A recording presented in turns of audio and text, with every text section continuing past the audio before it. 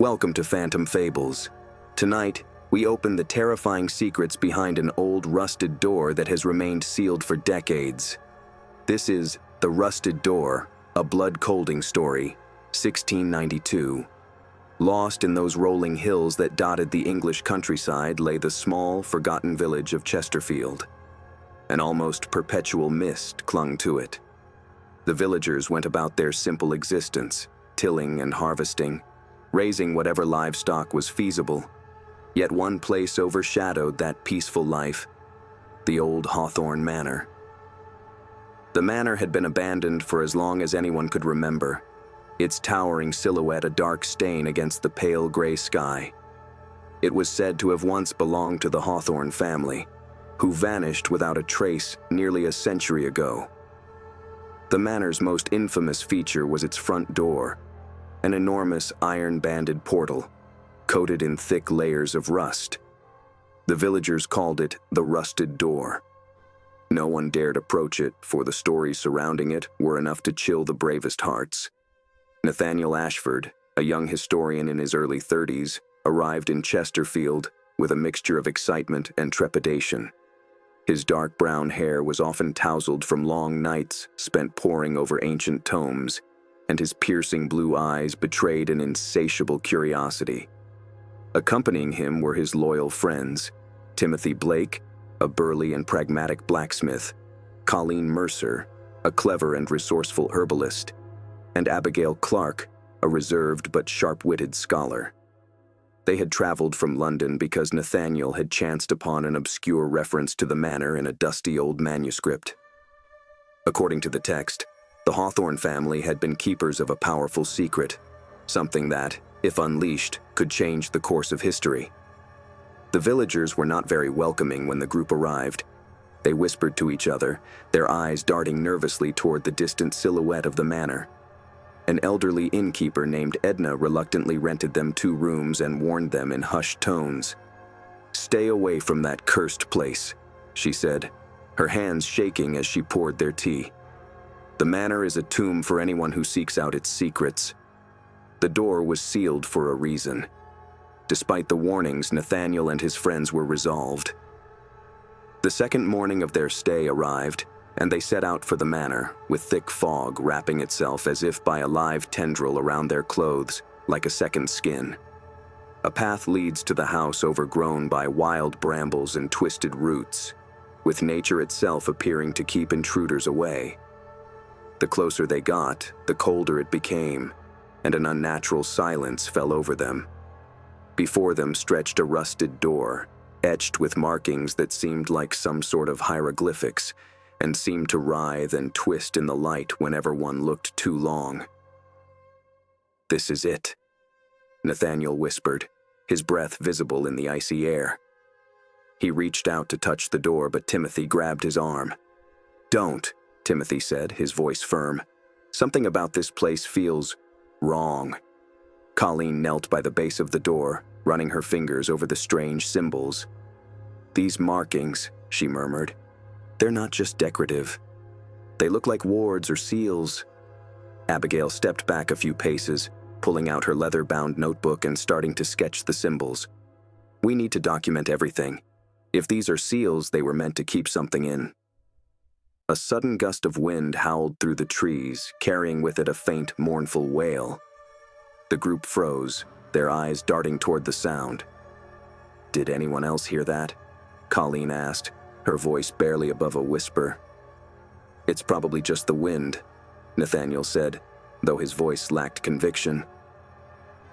They decided to set up camp a short distance from the manor, determined to examine the door further in the daylight. That night, as they sat around a small fire, the eerie silence of the forest pressed in on them. "Do you think the stories are true?" Abigail asked, her eyes fixed on the flames. "That the Hawthornes practiced witchcraft?" "It's possible," Nathaniel replied. "But if they did, they must have been trying to contain something. These seals weren't made to harm. They were made to protect." "Protect from what?" Timothy asked, his voice low. Before Nathaniel could say a word, Flames on the fire danced wildly, causing ghastly shadows on the trunks of the surrounding trees. A low growling echoed from the manor. "Did you hear that?" Colleen asked, clutching her knife tightly. "I heard it," Timothy said, rising to his feet. And this time, it didn't sound like the wind. Nathaniel did stand up as well, with his heart racing at a galloping speed. "We should go and check on it. It might have been an animal. Or something worse," Abigail muttered, reluctantly following the others. As they drew closer to the manor, the growling ceased, and a heavy silence took its place. The rusted door seemed to shimmer in the moonlight, the strange markings glowing faintly. Nathaniel reached out again, his curiosity outweighing his fear. The moment his hand touched the cold metal, a deafening roar erupted, and the ground beneath them shook violently. The group stumbled back as the markings on the door flared with blinding light. "What did you do?" Timothy shouted, grabbing Nathaniel by the shoulders. "I don't know," Nathaniel shouted back, his voice barely audible over the cacophony. And then, as swiftly as it came, the light faded, and the night was still once more. But something had changed. That rusty door which had been sealed for centuries now hung ajar, now showing only darkness beyond. Nathaniel's breath caught in his throat as an icy wind swept past them, carrying with it the faint sound of whispers, faint, malevolent, and beckoning. The whispers grew louder as the group stood frozen, staring at the now slightly open door. They weren't voices anyone could understand, more like fragmented syllables, guttural and alien, yet disturbingly human in tone. Nathaniel felt a cold sweat bead on his forehead, his hand still tingling from the brief contact with the door. Colleen spoke first, her voice quivering. "We shouldn't be here. She paused, looking at the others. "We've disturbed something." Timothy gripped his hammer tightly. "We shouldn't have come near this place. I warned you all." He glared at Nathaniel. That door wasn't meant to be touched. Nathaniel was about to respond when Abigail cut him off. "This arguing isn't getting us anywhere. We have to decide what we're going to do next." She moved closer to the door, notebook clutched tightly in her hands. "Look at these markings. They're fading." Indeed, the strange symbols that had been glowing just a moment before now looked dull and nearly invisible. "Does that mean whatever they were holding back is gone?" Colleen whispered softly. "Or it's been released," Abigail muttered darkly. Nathaniel edged forward hesitantly, peering around the door and into the moonlit darkness of the hallway within. The narrow beam of illumination barely penetrated past the threshold of the doorway, but was enough for him to notice the edges of a grand hall, its tapestries moth-eaten, its sconces ornate. The stale air that seeped from inside was damp with the metallic hint of rust or perhaps blood. "We need to go inside," Nathaniel said finally, his voice firm despite the fear gnawing at his insides. "Are you mad?" Timothy barked. "We've already done enough damage just by opening that cursed thing." "If we leave now," Nathaniel countered, "we'll never know what we've unleashed, or how to stop it. This is our chance to understand what the Hawthorns were trying to protect." Abigail nodded unenthusiastically. "He's right," she said. "If there's something there that's poisonous or something, we need to know what it is." Timothy growled but remained silent. Colleen hesitated, her hands shaking as she grasped a vial of lavender oil she sometimes used for protection. "Okay," she whispered. "But if anything weird happens, we get out of here." The team walked slowly across the threshold, their footsteps sounding ominously on the stone beneath their feet. The hallway plunged into darkness from there, lined by decaying wooden beams that groaned under the weight of centuries. Faint patches of mold clung to the walls, and with each step they took, the air seemed to grow colder. "This place feels alive," whispered Colleen, her voice barely audible. "Alive?" Timothy derided, unable to keep disdain from his tone. Abby produced a lantern taken from the local inn and raised it. Flames danced inside, their shadows casting up against the blackness of the place. The way deeper into their venture, a new wave started returning. The way whispers came sometimes, faint whispers of a dialogue held just slightly beyond one's ability to tell what was happening. "Do you hear that?" asked Nathaniel, turning. "It's louder," said Abigail, her hand on the grip of the lantern tightening. They approached the end of the hall. There, a great staircase twisted up into blackness. Off to their left was a smaller corridor of doors, most of which were open on rusty hinges. "We should split up," Nathaniel said. "No way," Timothy said. "Are you out of your head?" "We could cover more area that way," Nathaniel said. "There's just too much ground to cover and not enough hours in the night." Reluctantly, they agreed to split into pairs. Nathaniel and Abigail would investigate the staircase, while Timothy and Colleen would explore the side passage. They agreed to meet back at the main hall in an hour. As they ascended the creaking staircase, the whispers grew louder, almost as if they were being drawn upward. Abigail paused occasionally to sketch the strange symbols etched into the banister, her hands trembling slightly. "This place is a mausoleum," she whispered. "But for what? Or who?" Nathaniel didn't answer. His gaze was fixed on the landing ahead, where a large portrait hung crookedly on the wall. The painting showed a stern-looking man in his 40s, dressed in fine 17th century attire. His eyes seemed to follow them as they approached.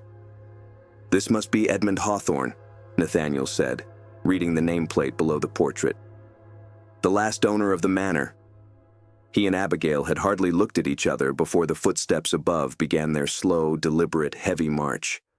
They stopped, looked at each other with terrified eyes. "Someone's up there," Abigail whispered. "Or something," Nathaniel said grimly. They continued up, the lantern's light barely penetrating the thick darkness. At the top of the staircase, they found themselves in a long corridor lined with doors. One of the doors was ajar, and a faint light flickered within. "Stay close," Nathaniel said, pushing the door open. Inside was a study, the walls of which were lined with bookshelves. A single candle burned on a desk, illuminating an open journal. Nathaniel approached cautiously, flipping through the pages. The handwriting was frantic, almost illegible in places. "They were performing rituals," he said, his voice trembling, "trying to contain something, some kind of entity."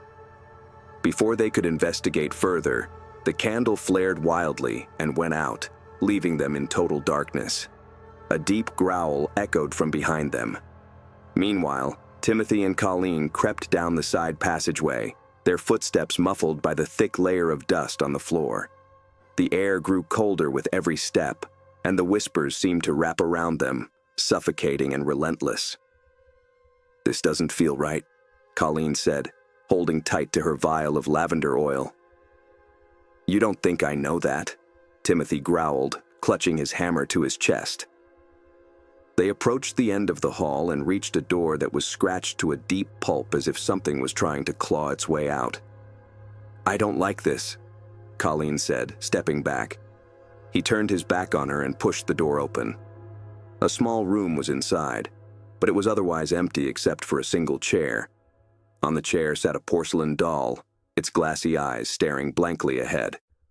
"Just a toy," Timothy said, though his voice betrayed his unease. As they turned to leave, the door slammed shut behind them, and the whispers erupted into a deafening roar. The manor was no longer just a crumbling relic of a forgotten time. It felt alive, pulsating with a malevolent presence that clung to the walls and seeped into the air.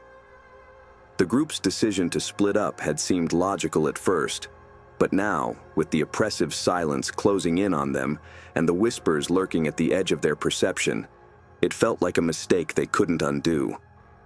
Nathaniel's heart thudded in his chest as the growl behind them grew louder, echoing through the dark study. Abigail clutched his arm, her breath shallow and rapid. "What is that?" she whispered, her voice barely audible over the sound of the unseen presence. "I don't know," Nathaniel replied, his eyes scanning the room for anything that could serve as a weapon. His gaze fell on an iron candlestick lying on the desk. He grabbed it, gripping it tightly as they backed toward the doorway. The growl turned into a low, guttural laugh, echoing around them as if the walls themselves were mocking their fear. The door slammed shut behind them with a force that made the floor tremble. Abigail gasped, spinning around to face the sealed exit. "We're trapped," she whispered, panic rising in her voice. "Stay calm," Nathaniel said, though his voice trembled slightly. He carefully advanced, thrusting the candlestick forward almost like a tiny sword. Room seemed to sag and writhe, shadows extending and deepening with every movement. On the desk was the journal which they had just been reading, and it suddenly was open, flapping wildly as an invisible hand searched through its pages. The action stopped abruptly. The room was now silent. Nathaniel looked at Abigail with a tightened expression before getting closer to the desk. The journal was now a one-page affair, its ink fresh and glistening, as if just written. Across it, scrawled, sent a shiver down their spines. "He sees you. He knows you. And he will not let you leave." "What does it mean?" Abigail asked, her voice quivering. She didn't get the chance to question Nathaniel further. A heavy, deliberate tread echoed from above. Heavy, deliberate steps. Abigail clutched his arm more tightly. "There's someone else here," she whispered. "We need to find the others," Nathaniel said firmly. He pulled Abigail toward the door, but it wouldn't budge. The growl returned, louder this time, reverberating through the room as the shadows began to twist and writhe. A figure began to form in the corner, its shape undefined but unmistakably human. Its eyes glowed a sickly yellow, piercing through the darkness. "Run!" Nathaniel yelled, pulling Abigail toward the window. Without hesitation, he smashed the glass with the candlestick and helped Abigail climb through the jagged opening. They landed on the overgrown courtyard below, breathing heavily as they scrambled to their feet.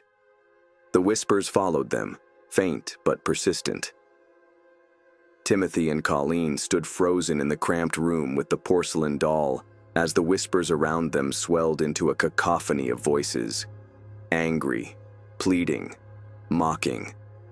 The doll's glassy eyes seemed to glint in the dim light, its head slowly tilting to the side. "Did you see that?" Colleen whispered, her voice barely audible over the noise. Tim nodded, his grip on the hammer tight. "We need to get out of here," he said firmly. He started moving toward the door, but when he tried to reach for the handle, the doll let out a shrill laugh that ran down his spine. He spun sharp, raising the hammer defensively. The doll's mouth worked, its painted lips cracking in the sound it made as if it were both childish and not quite human. "You shouldn't have come here." Colleen screamed thinly, retreating backward until she was pressed to the wall. Timothy swung at the doll, shattering it into a dozen pieces, but the voices wouldn't quit. They grew louder, more insistent. The door exploded in, and blackness repressed the entire room. Timothy tugged Colleen toward the hallway. "We need to find the rest," he muttered, voice hurried. The corridor seemed a far longer way around than Timothy thought it would. The walls convulsed with a mind of their own. Everything seemed like this manor decided to come to life.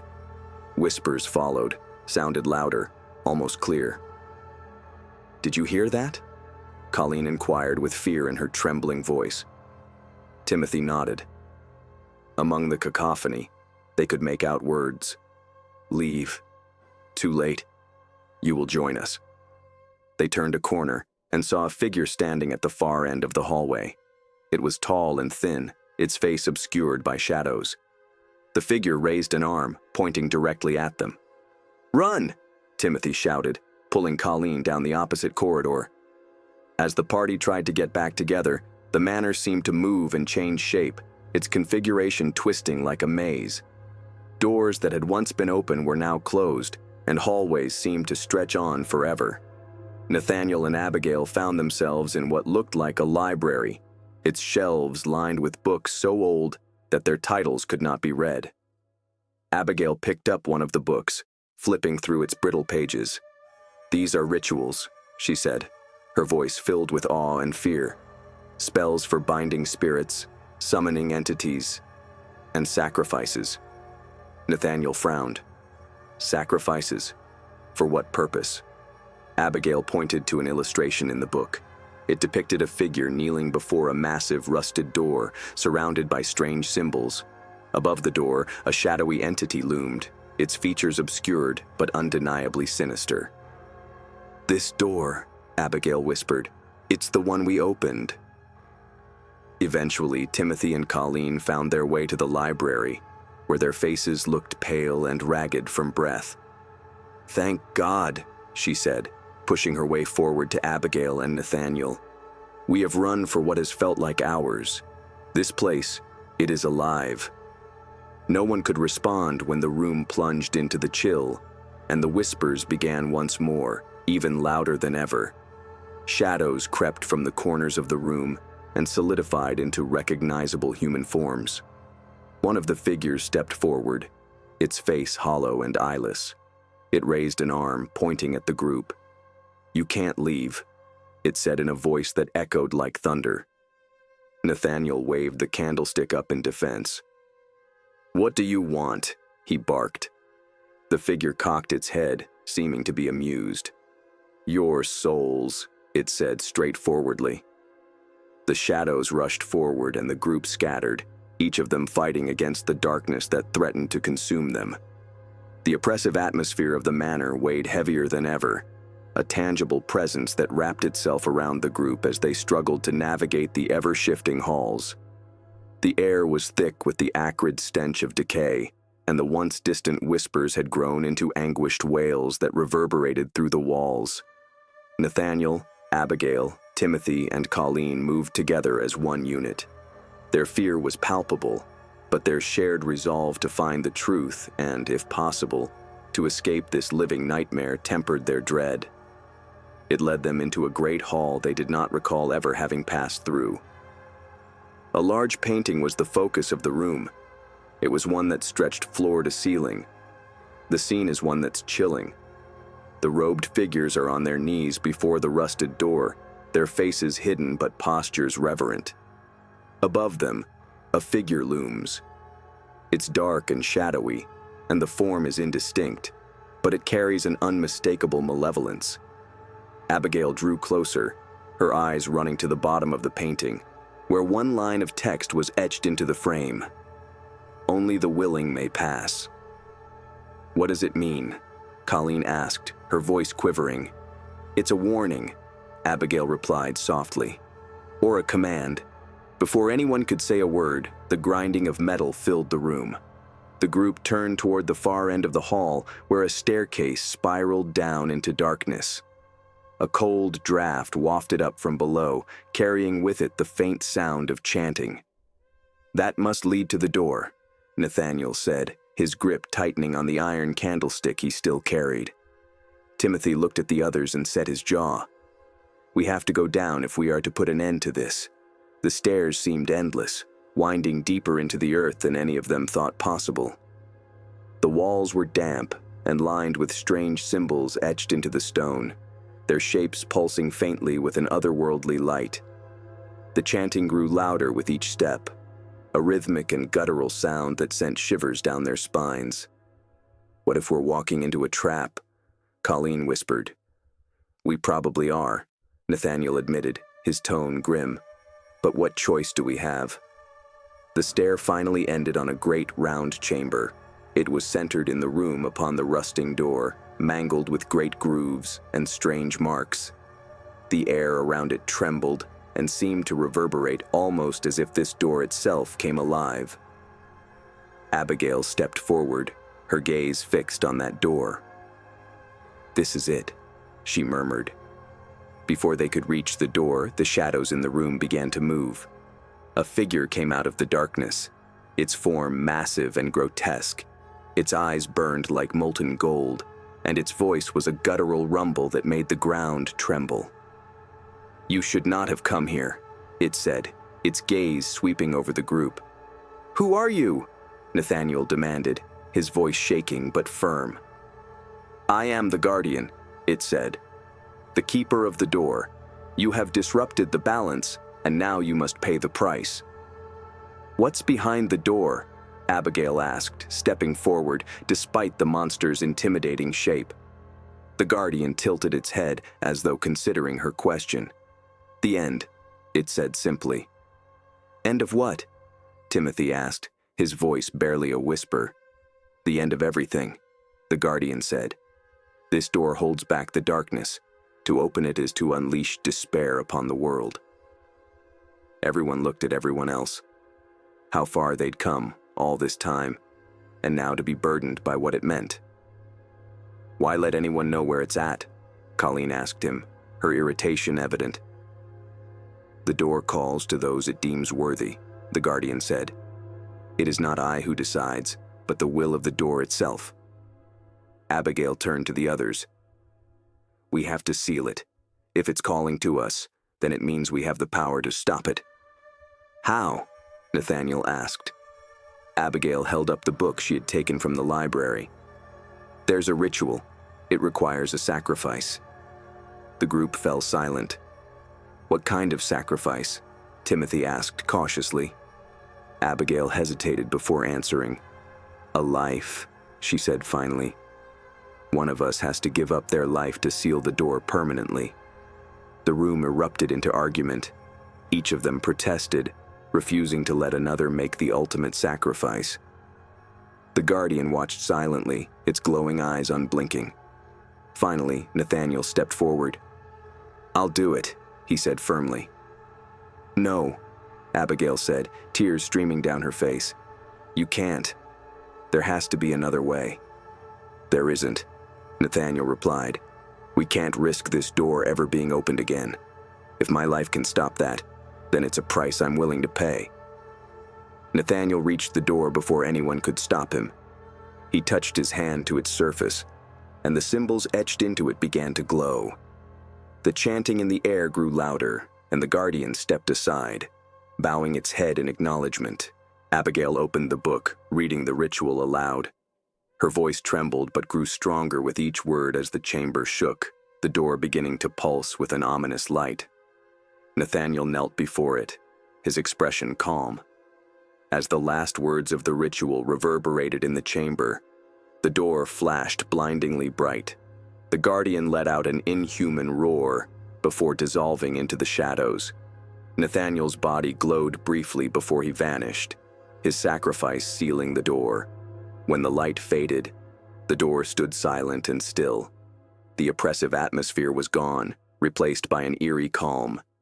Abigail, Timothy, and Colleen stood in stunned silence, the weight of their grief tempered by the knowledge that Nathaniel's sacrifice had saved them, and the world, from unimaginable darkness.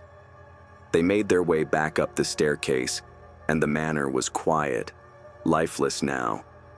As they stepped outside, the sun broke through the clouds, casting a warm glow upon the ruins. "What happens now?" Colleen asked. "We go ahead," Abigail said, her voice resolute. "And we make sure no one ever finds this place again." As they walked away, the rusted door remained sealed beneath the earth, its power contained but never forgotten. If you've enjoyed The Rusted Door, don't forget to smash that like button. Share your spine-chilling thoughts in the comments below, and hit subscribe for more terrifying tales. Keep the suspense alive by ringing the notification bell so you never miss a new horror story. Enter if you dare.